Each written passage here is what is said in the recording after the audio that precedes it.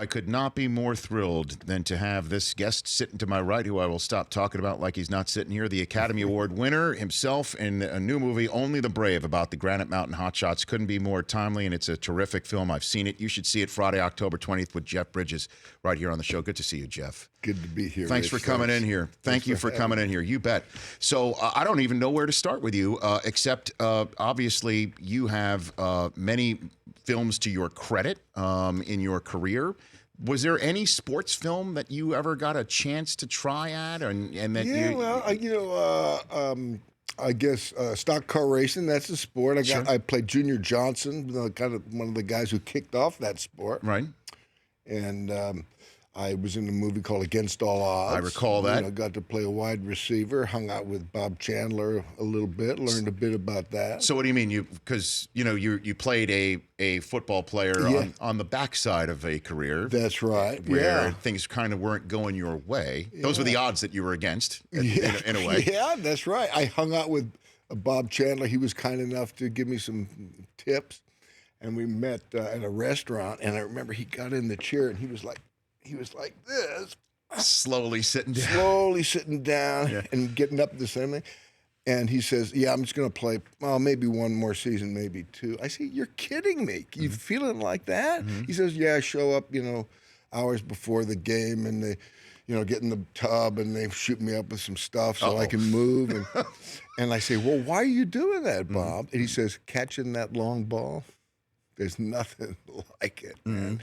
He says, I feel like every time I catch that ball, I feel like weeping just from ecstasy. And, it's such, I'm with all those guys. I can't be crying on the field, but that's what it feels like. And right.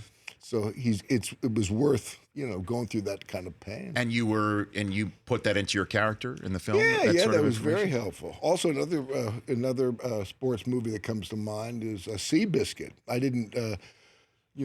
I wrote in it, but I didn't ride in the races. Mm-hmm. But got to play, Howard, the owner of Seabiscuit. Worked with Gary Davis, who's a great jockey. Mm-hmm.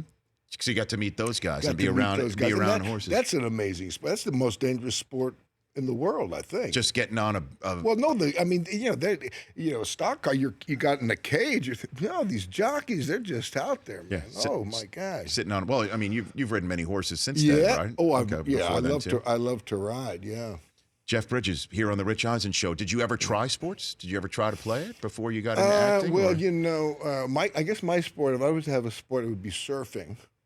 That's a sport. Don't laugh at me. No. I'm not laughing at that. I just figured, obviously, you're a laid back dude, so that kind of works in there. And tennis. My dad was a big tennis player, and my brother Beau, he was really the sport guy. I mean, as growing up, he's my big brother. 8 years older, and he taught me, all the sports, how to throw a curveball in Little League, and I did some of that. But Beau. He was scouted by the Dodgers. He played He played under Wooden at UCLA. And he's not a tall guy, but he played with Walt Hazzard and that era. Sure, yeah. Yeah. So Beau he's the real sports guy. So John Wooden coaching your brother. Man. That's as legendary as it Isn't gets. That something? Yeah. Yeah. What is your favorite sports movie before we get into your films? Jeff? Favorite sport? Well, Raging Bull popped in my head. That was I did a boxing movie too with John Huston, Fat City. I forgot about that. John Huston. Yeah, that's a sport movie right there. Yeah, for sure. Great Stacy Keach. Mm-hmm. So, Raging Bull leaps to mind. Obviously, Raging Bull popped into my head. Mm-hmm. What are some other good ones? Well, I guess there's the Bang the Drum Slowly. There's when I thought of what was the one that Tab Hunter was in? Oh, Damn Yankees. Damn you ever Yankees? See that? Of course. I remember. Yeah. You're going old school on me. Yeah. Well, I remember ditching school to watch that movie when I saw it in the TV Guide. Mm-hmm. Jeff Bridges here on the Rich Eisen Show. So your current film. Let's talk about this right now because it couldn't be more timely with wildfires in Northern California and wildfires here in Southern California. It's Only the Brave, about the Granite Mountain Hotshots, a group of elite firefighters that. It was the largest loss of firefighters since September 11th in the Yarnell fire that took place in June of 2013. Yeah. What did you learn about this type of American, this human being, these human beings that fight these fires? Well, I've appreciated firefighters for a long time. I've lost a house in the Malibu fire. We lost 400 acres up in our ranch in Montana due to wildfires. So I know these guys, and I so appreciate what they go through. Of course, when you do a movie and you meet these, meet the real guys. I was fortunate enough to actually work with Dwayne Steinbrink, who was the actual guy that I played, the Wildland Division Fire Chief of Prescott, Arizona. He had retired a year before this Yarnell fire, but he was very instrumental in bringing the hot shots together and getting their certification.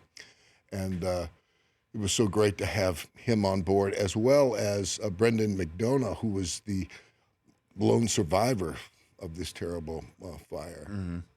So, and as I said before, the movie, it's, it certainly an important element is this tragic aspect to it, but it really centers on who these guys were, and it turns out that they were just as imperfect as us. They're just normal guys. They got their demons that they're facing, but they practice this bravery, and that's something that I was left with after watching the movie. We saw it again for the second time. They had the premiere a couple of nights ago, and it's inspiring when you look at these guys who risk their lives so selflessly. You think, well, what in my life? Where can I be more brave? Where can I show up and make a difference like these guys? And I just watching it myself, Jeff. I thought again of the people who are currently fighting in 100 degree weather, running towards the fire when people's houses are in danger, and they don't even know who these people are. That's right. And they haven't been to their homes. Yeah. And they just want to save these lives. And I did think that too. I'm just thinking, like, so what about me? Yeah. You kind of look at introspective in that sort of way.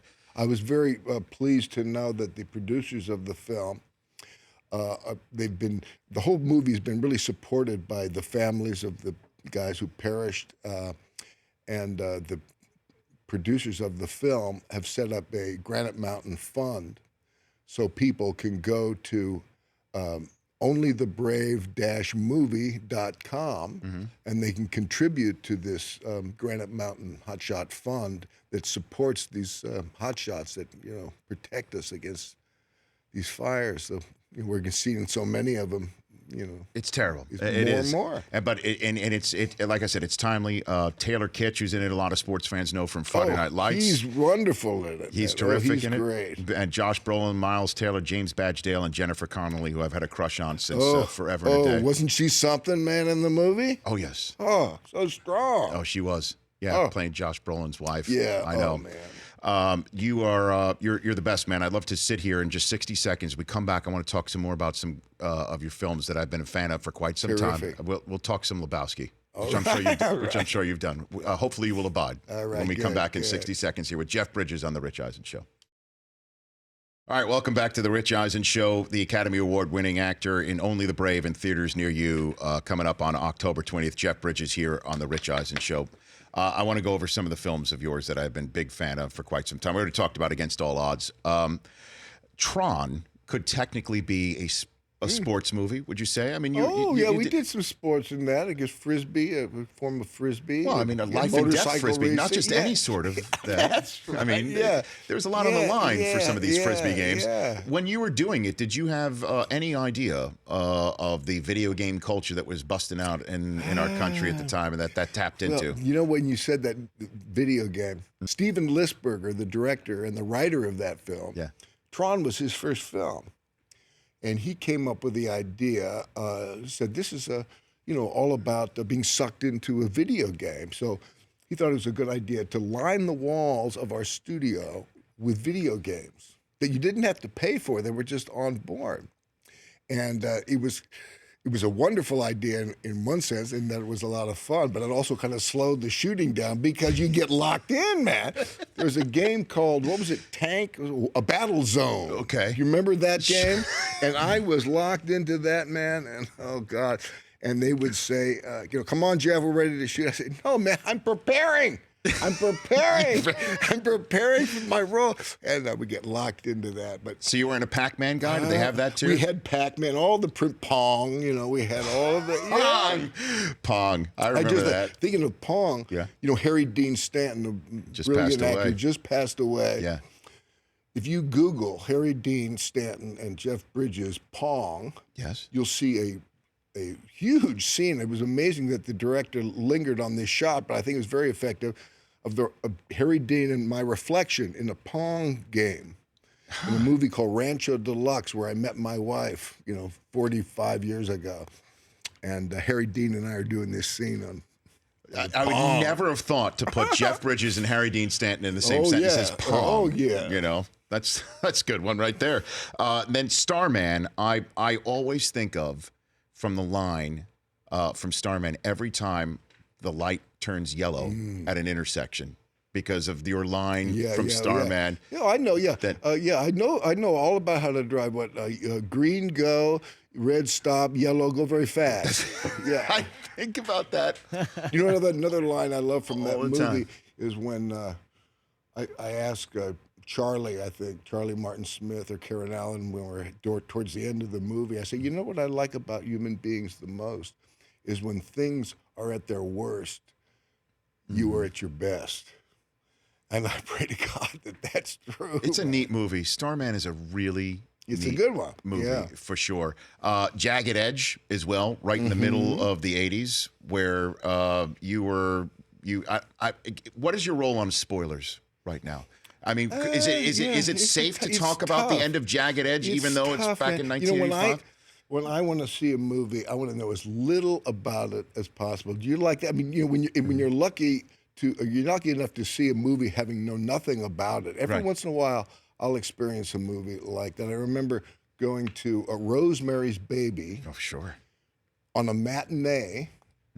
And I had known nothing about it. And after that movie, I was sure that all the theater attendants were warlocks, and that this was all for my purpose. And oh my God, Yeah.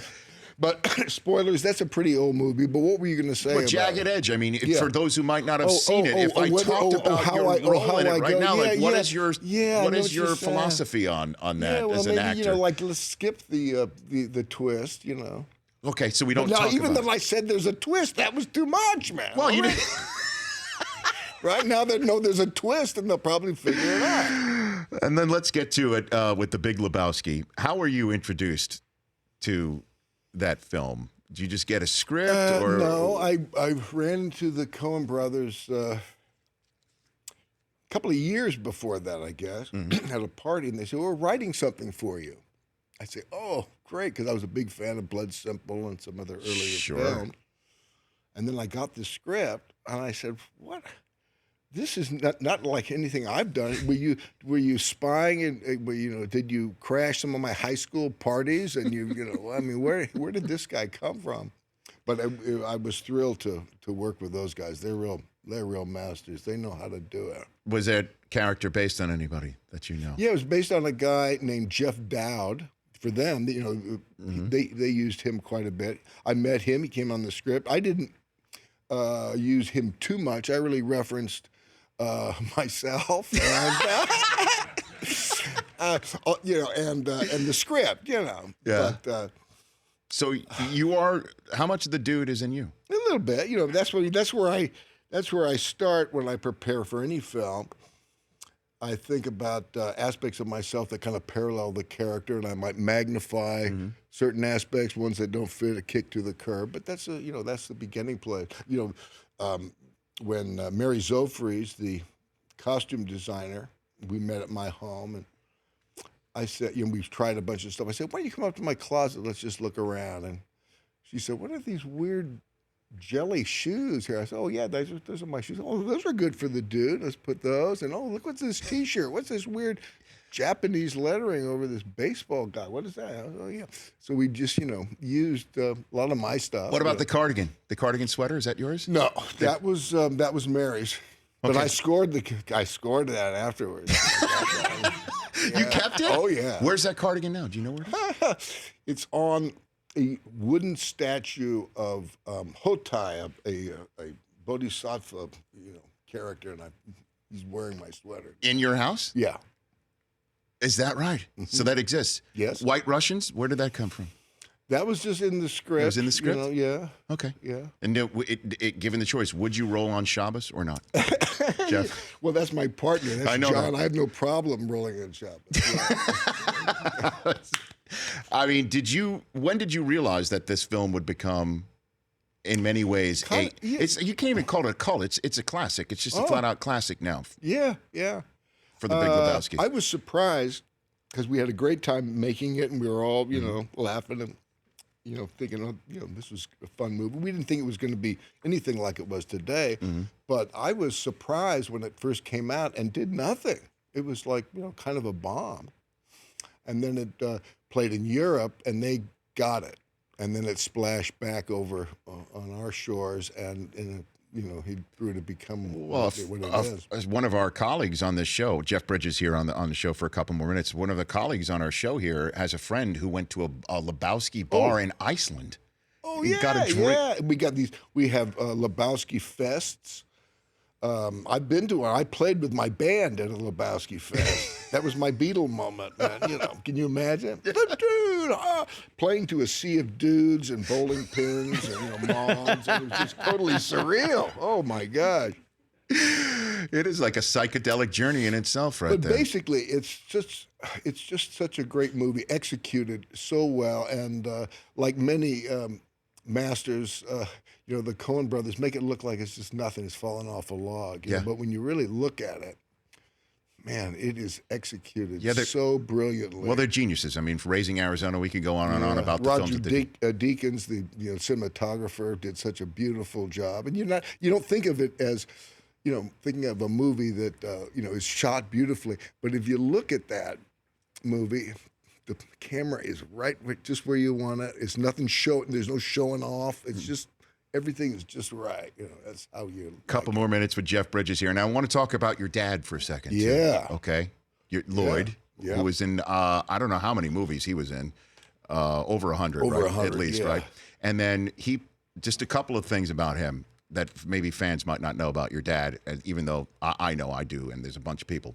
But Airplane, okay? Your dad's been in some great movies and some great TV shows, but he played the role, I believe, of McCroskey. Oh, yeah. In Airplane, with some of the more famous lines about picking the wrong week to stop. We got, as the kids, his kids, we got such a kick out of it. He's playing a total drug addict, and it was the antithesis of who he was in real life. He was such a health freak. You got the picture up right there. What is it like seeing your dad sniffing glue? Yeah. Oh, he was so good. Can I tell do we have enough time to tell a short story? Yeah, sure. My father had a huge hit on TV called Sea Hunt in the 60s. Yes. He played a skin diver. Mm-hmm. And he played it so well that people thought he was a skin diver. And it was great news financially for him because, we moved to a new big house and everything after that. But it was kind of depressing for him as an actor because he developed this strong persona that people thought that's who he was.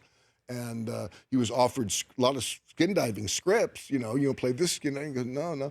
But he saw the downside of developing a very strong persona because he was he knew Shakespeare. He was a great comedian. He was in you mentioned movies, High Noon with Gary Cooper, and so in my career, I really tried hard not to develop a strong persona because I saw how my dad struggled with it. So now we cut years later to a movie that we talked about called Blown Away. Mm-hmm. And I'm talking to the producer and I say, there's a wonderful actor who could be, I'd like you to consider playing my uncle. He kind of looks like me. He's a good actor, and the guy says, he laughed. He says, oh yeah, Lloyd Bridges, he's wonderful, but he's really more of a comedian. I say, what are you talking about? He says, well, Airplane, people are going to, the baggage. I said, oh, God. You're going to make him read for the part? He said, would he read for the part? And so he comes in and he knocks it out of the park, and he plays my uncle in that. So movie. A guy who tried to avoid being typecasted as a sea diver was typecasted as a glue sniffer? Yeah, you got to watch out. If you're too good at something, they lock you in. Looks like I picked the wrong week to stop drinking and smoking. Come on, man. that's as good as it gets. And then he was on Seinfeld. As Mandelbaum. That's right. What was that like watching your dad at the end of his career on an iconic television show like that? It was wonderful. He, his health was, kind of, failing him then, and but whenever he got on stage or in front of the camera, it all, started all lifting. his juices. He started lifting weights. He started lifting those barbells.